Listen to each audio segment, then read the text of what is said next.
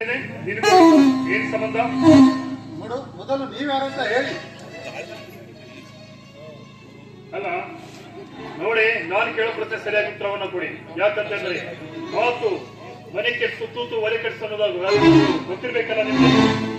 ನೋಡಿ, ಒಳ್ಳೆ ರೀತಿಯಲ್ಲಿ ಮಾತನಾಡಿದರೆ ನನ್ನ ಮಾತು ಮುತ್ತು, ಅದೇ ಅಸತ್ಯವಾಗಿ ಮಾತನಾಡಿದರೆ ಪ್ರಾಣಕ್ಕೆ ಬರುತ್ತೆ ಕುತ್ತು.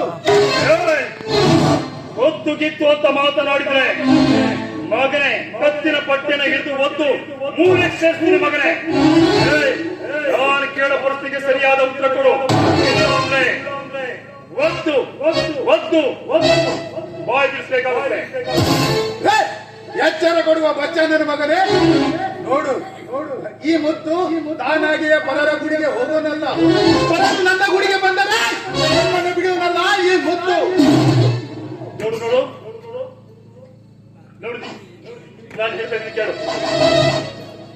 ನೀನು ನೀನು ಯಾರು ಅಂತ ನನಗೆ ಗೊತ್ತಿಲ್ಲ. ನಿನಗೂ ನನ್ನ ಸ್ವಾತಿಗೂ ಏನ್ ಸಂಬಂಧ ಇದೆ ಅನ್ನೋದು ನನಗೆ ಗೊತ್ತಿಲ್ಲ. ಆದ್ರೆ ಆದ್ರೆ ಆ ಸ್ವಾತಿ ನನ್ನವಳು, ನನ್ನವಳು. ಅವಳು ಹುಟ್ಟಿದ್ದು ನನಗಾಗಿ. ಅವಳ ಜೊತೆ ನೀನು ಮಾತಾಡೋದಾಗ್ಲಿ, ಅವಳ ಜೊತೆ ಸುತ್ತೋದಾಗ್ಲಿ, ಅವಳನ್ನು ನೋಡೋದಾದ್ರೆ ನಾನು ಸುಮ್ಮನಿರಲ್ಲ. ಅವಳು ನನ್ನವಳು, ನನಗಾಗಿ ಹುಟ್ಟಿದವಳು, ನನ್ನವಳು ಕಣವಳು, ನನ್ನವಳು. ಸ್ವಾತಿ ನಿನ್ನವಳ?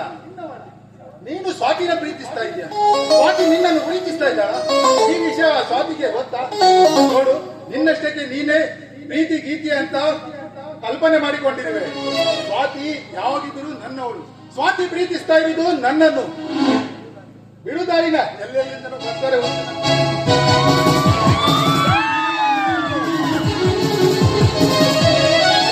ಹುಚ್ಚ ನಾನು? ಹುಚ್ಚ ಹುಚ್ಚ ಅಂತಾನೆ ಈ ಲುಚ್ಚ ನನ್ನ ಮಗನ ಹುಚ್ಚ